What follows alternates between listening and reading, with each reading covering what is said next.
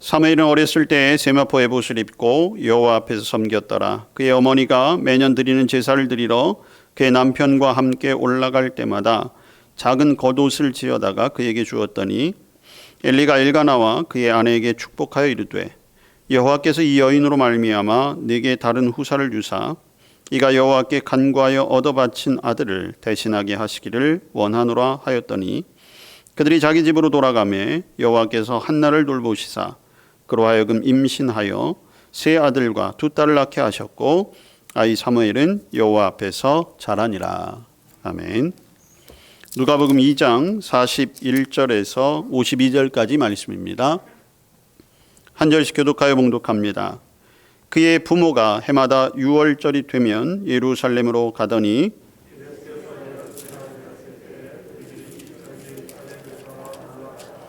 그 날들을 마치고 돌아갈 때에 아이 예수는 예루살렘에 머무셨더라. 그 부모는 이를 알지 못하고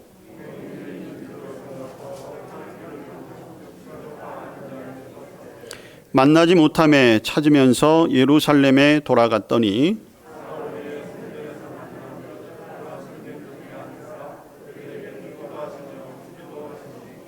듣는 자가 다 그의 지혜와 대답을 놀랍게 여기더라.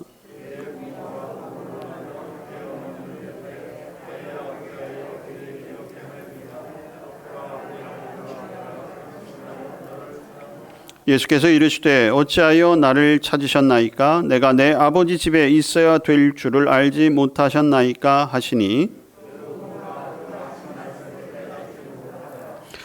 예수께서 함께 내려가사 나사렛에 이르러 순종하여 받드시더라. 그 어머니는 이 모든 말을 마음에 두니라. 지혜와 키가 자라가며 하나님과 사람에게 더욱 사랑스러워 가시더라. 아멘. 네, 오늘은 사무엘상 2장의 말씀 봉독했고요. 누가복음 2장의 말씀을 통해서 하나님과 사람 앞에서라는 제목으로 말씀의 은혜를 나누고자 합니다. 어제가 성탄주일이었습니다. 우리에게 오신 주님의 놀라우신 은혜와 사랑을 기억하며 또한 이제는 우리가 그 기쁨의 좋은 소식을 이 땅에 전해야 하는 성도로서의 사명을 확인하는 날이었어요. 오늘 우리가 함께 읽은 누가복음의 본문은 예수님의 어린 시절이 기록되어져 있습니다. 구체적으로는 예수님이 12살 되던 해 6월절에 예루살렘 성전을 방문했을 때 일어났던 일이었어요. 6월절은 이스라엘 민족에 있어서 가장 큰 명절입니다. 그리고 이때가 되면 이스라엘 방방 곳곳에 흩어져 있던 많은 사람들이 예루살렘 성전을 향해 순례의 길을 오르게 되지요. 집을 떠나 예루살렘 성전에 이르고 또 그곳에서 제사하고 예배하는 것, 이 모든 것이 이스라엘 민족에게 있어서는 하나님을 향해 나아가는 어떤 그런 신앙의 길이에요. 단순히 명절이라기보다는 하나님께 예배하는 날이 바로 6월절 이 기간인 것이지요. 당시에는 교통이 발달하지 않았기 때문에 다들 걸어서 이동을 했고, 그러다 보니까 며칠씩 이동하는 일은 아주 흔한 일이었습니다. 예수님과 또 예수님의 부모였던 요셉과 마리아도 이제 예루살렘 성전에서 모든 6월절 제사를 잘 마치고 이제 집으로 돌아가던 길이었어요. 하루쯤 지났을 때 돼서야 예수님의 부모가 예수님이 함께하지 않는다는 것을 깨달았죠. 오늘 44절 말씀해 보니까 동행 중에 있는 줄로 생각하고 하룻길을 간 후 친족과 아는 자 중에서 찾았다는 거예요. 만 하루가 되기까지 예수님이 함께하지 않고 있다는 것을 몰랐다는 거지요. 자, 우리 생각으로는 어떻게 이런 일이 있을 수 있을까? 여러분, 자녀를 데리고 사람 많은 곳에 가면 제일 먼저 신경 쓰는 게 무엇입니까? 자녀가 자기 눈앞에 있어야 된다는 거예요. 그래서 더 챙기시잖아요. 그리고 주의도 줍니다. 엄마 아빠 놓치지 않도록 똑바로 보고 쫓아와. 그리고 손을 잡고 간다거나. 12살이면 우리나라로 따지면 아직 어린아이니까 더 주의를 기울였겠지요. 근데 오늘 예수님의 부모는 만 하루 동안 분명히 예수님이 보이지 않았음에도 불구하고 몰랐다가 하루가 다 돼서야 찾았다는 거예요. 이리저리 수소문해도 없으니까 다시 왔던 길을 되돌아갑니다. 예루살렘으로부터 하루를 걸어왔으니까 다시 또 하루를 걸어가야 되는 거예요. 그리고 결국 3일째 되던 날 예수님을 다시 만나게 되는데 예루살렘 성전에서 만나게 된 것입니다. 어떻게 이런 일이 있을 수 있을까 우리가 생각하지만 당시 유대인의 그 명절 관습에 따르면 사실 이런 일은 자주 일어날 수 있었던 일이라는 거예요. 왜냐하면 아까도 말씀드렸듯이 유월절은 이스라엘 민족에게 있어서 최대의 명절이에요. 그러니까 모든 사람들이 다 예루살렘으로 모인다고 생각하시면 됩니다. 성서학자들에 따르면 최대 100만 명까지 인파가 몰렸대요. 여러분 요즘은 100만 명 하면 뭐 많다라고 생각은 하지만 인구의 어떤 숫자의 비례로 따지면 지금은 70억 명 중에 100만 명, 뭐 이스라엘 민족, 우리 민족을 생각하더라도 우리 민족 가운데 5천만 명 중에 100만 명 하면 100만이라는 숫자는 크지만 전체로 봤을 때는 큰 비율이 아닐 수 있지만 예수님 당시에 이스라엘 민족의 숫자를 따지면 100만 명이면 거의 전 국민이라고 해도 과언이 아니에요. 그 사람들이 그 예루살렘 성 거기 아주 다닥다닥 모이는 거죠. 사람만 모이는 것이 아니라 제사를 드려야 되니까 짐승도 모이는데 당시 드려졌던 짐승의 숫자가 뭐 양, 염소, 뭐 비둘기 다 합쳐서 한 25만 마리 정도가 제사로 드려졌다니까 엄청난 거예요. 자, 그리고 유대 사회는 우리 민족 못지않게 굉장히 친족 중심의 사회입니다. 그러니까 유월절 명절은 사실 혼자 가는 게 아니에요. 같이 가요. 무리를 지어서 갈 수밖에 없어요. 동네 사람들이 다 이렇게 무리를 지어서 공동체적인 이동이 생기는 거죠. 그러다 보니까 뭐 자녀는 또 좀 많겠습니까? 그러다 보니까 자연스럽게 야, 형님네랑 같이 갔겠지. 옆집이랑 같이 가고 있겠지. 라는 생각들을 그저 쉽게 할 수 있는 상황이라는 거예요. 근데 그런 과정 속에서 만 하루가 지났을 때 그래도 하루 정도는 지나고 이제 잠자리에 들 만한 시간이 되면 자녀를 찾을 수밖에 없는 거죠. 근데 그때 가서야 예수님이 없어졌다는 것을 알았다는 거예요. 어떻게 만 하루 동안 예수님을 잊고 살았을까 생각할 수 있지만 당시 풍습을 따르면 충분히 일어날 수 있는 가능성이 있다. 그렇게 생각할 수 있다는 거죠. 자, 또 한 가지는 이제 예수님을 만났을 때예요. 부모들의 애타는 마음과는 상관없이 예수님은 성전 안에서 보니까 선생님들과 듣기도 하며 묻기도 했다는 거예요. 그런데 그 대화의 내용이 주변 사람들을 꽤 놀랄만하게 했다는 거죠. 47절에 보면 듣는 자가 다 지혜와 대답을 놀랍게 여겼다라고 기록하고 있습니다. 자, 여러분 우리는 이 본문을 지금의 시제로 읽으면 예수님이라는 걸 우리가 다 알잖아요. 그러니까 예수님이니까 당연하지 그렇게 생각을 하는 거예요. 예수님이니까 당연히 특별할 수밖에 없는 거지. 예수님이니까 하나님의 말씀의 지혜를 이미 다 알고 계시니까 이거는 뭐 당시 사람은 놀라울지 모르지만 우리에게는 별로 놀라운 일이 아닐 수 있다는 거예요. 비록 지금 예수님을 12살이라고 이야기하고 있지만 저와 여러분은 예수님을 지금 12살의 소년 예수님으로 보는 게 아니라 이미 우리에게 오신 예수님 그 선입견을 가지고 이 본문을 보고 있기 때문에 당연히 놀랍게 여기는 게 맞는 거예요. 만약에 듣는 자가 다 예수님에게 대하여 그 말하는 것을 보고 실망했더라 이렇게 되면 우리는 이상하게 생각할 수 있지만 이 본문은 우리에게 전혀 이상한 것이 아니라는 거지요.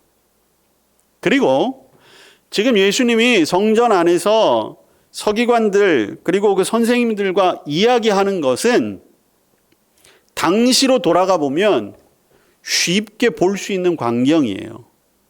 왜냐하면 지금 예수님은 당시 12살짜리 또래가 당시의 유대의 교육 과정 중에서 반드시 거쳐야 할 한 과정을 지금 지내고 있는 광경이에요. 그러니까 이게 어떻게 설명이 될 수 있냐 하면, 여러분, 이스라엘 민족은 자녀 교육에 아주 특별한 그런 방법과 애정을 가지고 있잖아요. 그래서 이스라엘 사람들은 아이가 말을 시작하면 그 말이 트임과 동시에 우리로 이야기하면, 우리도 마찬가지지만 기역, 니은, 디귿 가르쳐 주듯이 이스라엘 사람, 유대 민족도 그 알파벳을 가르쳐요. 히브리어 알파벳 28자, 28자인가 아마 그렇게 될 겁니다. 그거를 이제 가리키는데, 그것을 하나님의 말씀과 연동해서 가리켜요. 그리고 그 하나님의 말씀을 체험시키기 위해서 어떻게 하냐 하면, 그 옷 같은 데 끝에다가 그 알파벳을 써서 붙이는데 거기에다 꼭 꿀을 발라줘요. 왜냐하면 하나님의 말씀이 꿀보다 달다는 것을 실제로 알게 하기 위해서 그렇게 가리키는 거예요. 그래서 그렇게 알파벳을 3살부터 가리키고 5살 정도가 되면 이미 그때부터는 시편과 신명기에 나오는 말씀들을 암송하게 시킵니다. 철저하게 시키지요. 자기 옷에 무슨 꿀을 핥아가면서 그 하나님의 말씀을 외우는 거예요. 그리고 10살쯤 되면 이제 성경의 가르침 이외에도 당시 랍비들의 그 가르침이 모아 있는 그러한 소위 말하는 교재, 이런 것들이 있는데, 그것들을 가리키면서 앞으로 성경을 스스로 보고 배우고 연구할 수 있도록 이렇게 준비를 시키는 거예요. 유대 격언 가운데 고기를 잡아주지 말고 고기를 잡는 방법을 가르쳐 주어야 한다라고 하는 그런 격언이 있는데, 그들은 말씀도 그렇게 가리키는 거예요. 어려서부터는 성경을 외우게 하고, 그리고 그 외운 것을 바탕으로 해서 성경을 보는 방법을 가르쳐 주어서 이미 12살이 되기 이전에 스스로 성경을 보고 연구할 수 있는 그 훈련을 시키는 거죠. 그러다가 12살 혹은 13살쯤 되면 이 아이가 얼마나 잘 익혔는지 증명하는 과정이 필요해요. 그러면 그때 어떻게 하느냐? 여러분, 우리나라는 뭐 유치원이나 초등학교 같은 때, 뭐 유치원 같은 데나 초등학교도 무슨 뭐 열린 수업, 뭐 참관 수업 이런 거 해가지고 부모들이 와서 아이들이 잘 배우는 거 이런 거를 이렇게 보여주는 수업이 있잖아요. 근데 유대 전통에도 그런 게 있었는데, 유대는 그것을 어떻게 했냐 하면 예루살렘에서 제사장이나 서기관들 같은 그런 사람들 앞에서 성경 지식을 말하는 것으로 일종의 시험을 보는 거예요. 그러면서 이 아이가 얼마만큼 하나님의 말씀을 잘 배웠나. 자, 그러니까 지금 예수님의 나이가 12살쯤 되었잖아요. 그러니까 지금 예수님이 성전에서 서기관들과 바리새인들 혹은 당시의 선생들과 이야기하는 것은 사실은 흔히 볼 수 있는 광경 중에 하나였다는 거예요. 그런데 오늘 누가복음은 그럼에도 불구하고 그 가운데 예수님이 탁월한 능력을 나타냈다라고 이렇게 말하고 있는 거죠. 자, 그러니까 3일 만에 예수님을 만났다. 그리고 예수님이 그 사이에 성전에서 제사장들과 함께 이야기하고 있었다라고 하는 것은 당시의 풍습으로는 충분히 이해될 만한 그런 사건이라는 거죠. 자, 그런데 이 본문이 왜 이렇게 기록이 되었을까? 오늘 가장 중요한 것은 그 다음에 나오는 이야기예요. 48절과 49절에 보면, 자, 분명히 흔하게 일어날 수 있는 일이고 뭐 일반적으로 볼 수 있는 광경이긴 하지만 부모의 입장에서는 걱정이 됐잖아요. 얼마나 놀랬겠어요. 자, 부모가 다른 곳으로 가지 않고 예루살렘으로 다시 거슬러 올라갔다는 것은 거기에 있을 것을 예정하고 갔다는 의미도 되지만 어찌 되었든 3일 만에 보니까 여러 가지 감정이 들었겠죠. 예수님이 이렇게 이야기합니다. 아이야, 어찌하여 우리에게 이렇게 하였느냐. 보라, 네 아버지와 내가 근심하여 너를 찾았노라. 이렇게 이야기해요. 자, 거기에 예수님이 뭐라고 대답하십니까? 어찌하여 나를 찾으셨나이까? 내가 내 아버지 집에 있어야 될 줄을 알지 못하셨나이까? 자, 일반적인 부모라면 어떻게 하겠어요? 뭐 이런 놈이 다 있어. 이게 오히려 적반하장도 유분수지, 잘못했다고 용서를 빌기는커녕 뭐 내가 여기에 있어야 할 줄을 왜 몰랐냐고? 이렇게 나올 법한데 오늘 부모님과 예수님의 대화가 이렇게 나타났다는 거죠. 여러분, 이것은 우리에게 어떤 영적인 그러한 깨달음을 첫 번째로 주고 있어요. 본문의 핵심은 예수님이 실종되었다는 것도 아니에요. 예수님이 어떤 특별한 그런 성경 지식을 가졌다는 것도 아니라 오늘 이 본문에서 드러내고자 하는 가장 중요한 것은 바로 예수님이 누구이신가라고 하는 거예요. 오늘 예수님은 어찌하여 나를 찾으셨나이까? 내가 내 아버지 집에 있어야 될 줄을, 이런 표현을 쓰세요. 여기 내 아버지 집이라고 해석이 되어 있으니까 우리는 그냥 쉽게 예루살렘 성전을 생각할 수 있지만, 그러나 오늘 예수님의 내 아버지 집에라고 하는 이러한 표현은 바로 내 아버지 안에, 더 나아간다면 주님이 오늘 스스로를 하나님의 아들로서 이 땅에 오신 분이라는 것을 사실은 나타내고 있다는 것이죠. 하나님의 아들이기에 당연히 성전 안에 있는 거예요. 하나님 안에 계시는 거예요. 그것을 왜 기억하지 못하느냐라는 것이죠. 여러분, 예수님의 부모인 요셉과 마리아는 예수님의 탄생을, 그 탄생의 신비와 하나님의 계획을 이미 알고 있는 사람들이었잖아요.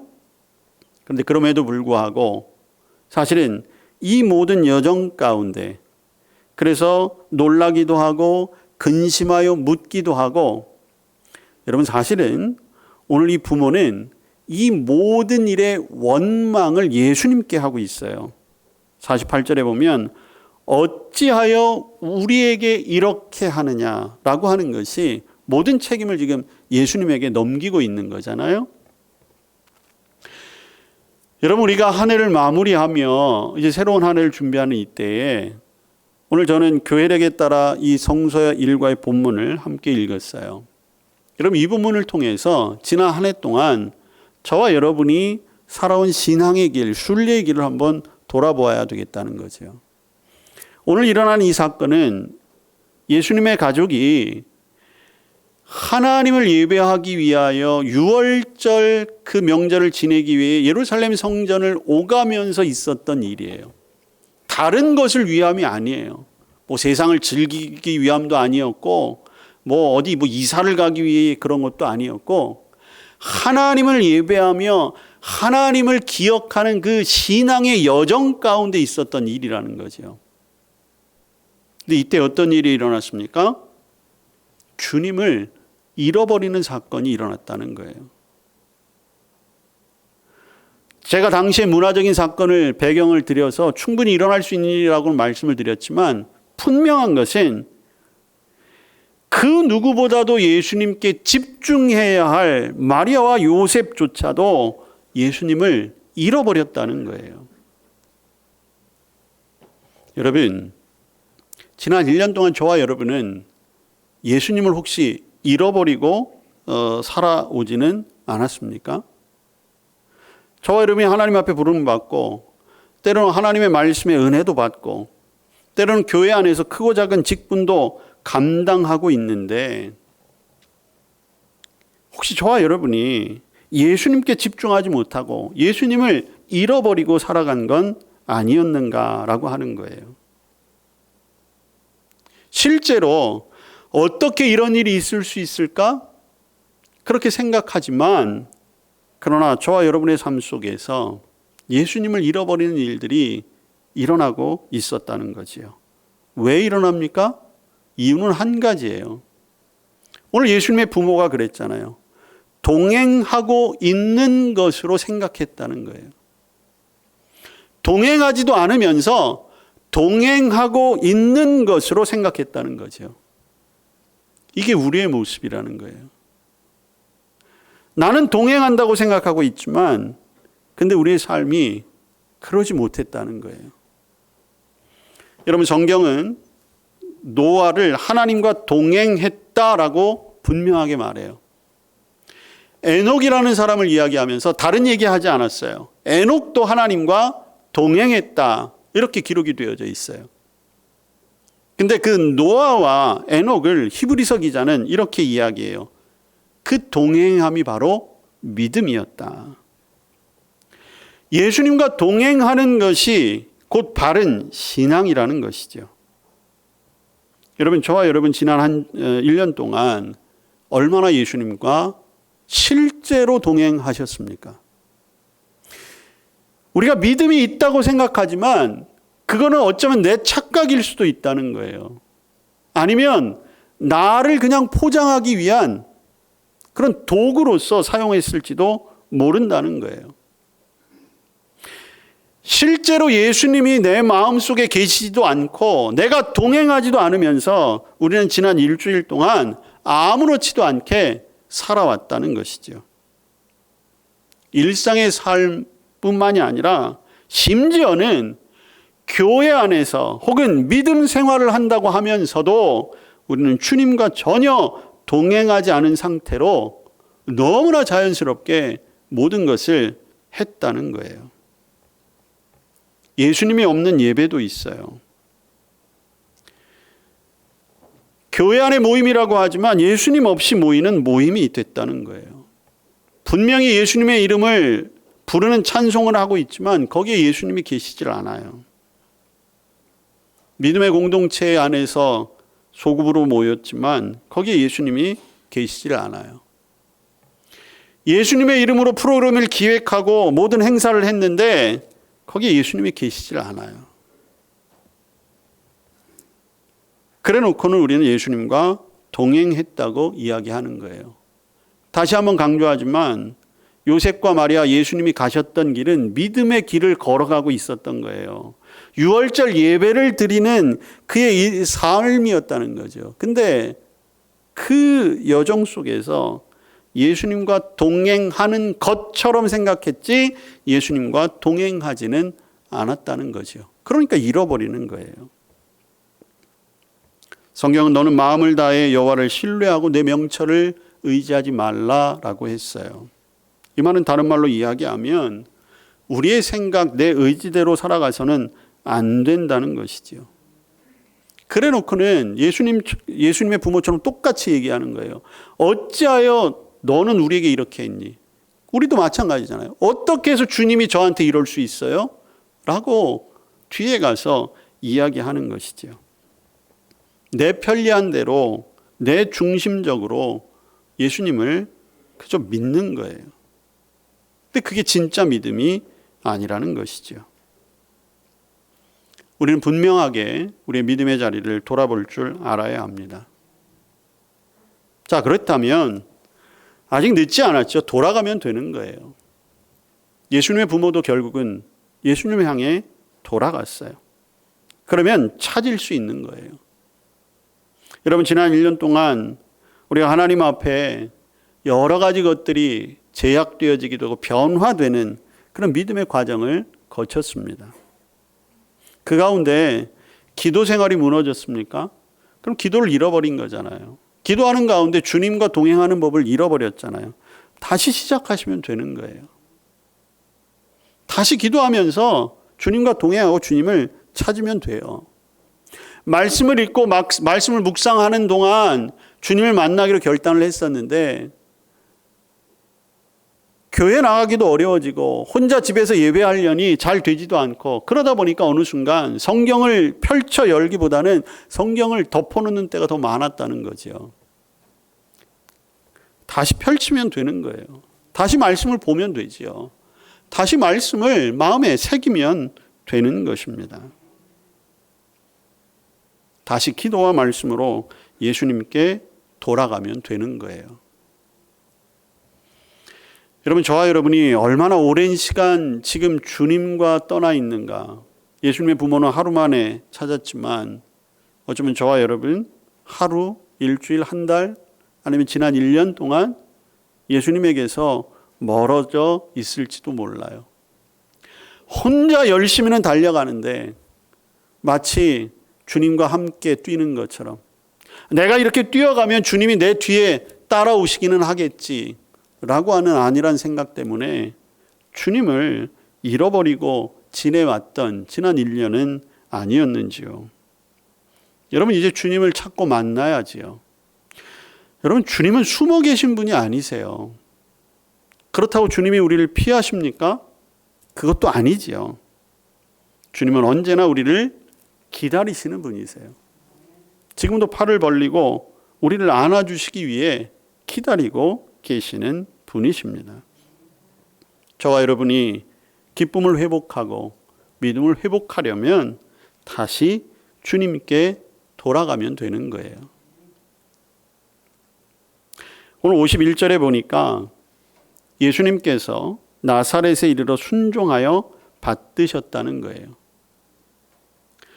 예수님께 돌아와서 왜 우리에게 이렇게 했니? 핑계 삼던 부모였지만 근데 그 예수님은 그 부모를 따라 돌아갔고 그 부모에게 순종하는 모습으로 우리에게 진짜 순종이 무엇인가를 보여주신 것이죠. 저와 여러분의 믿음의 삶도 마찬가지 아니겠습니까? 예수님의 말씀을 듣고 순종하는 삶. 그게 바로 예수님과 동행하는 삶이요.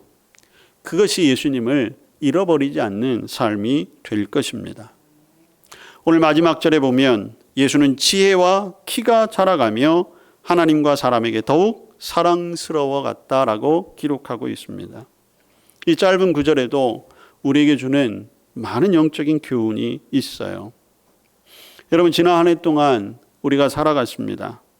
하나님 앞에 우리가 어떻게 살았는지 한번 생각해 보십시오. 믿음의 사람으로 저와 여러분은 사람들 앞에서 어떻게 살아갔습니까?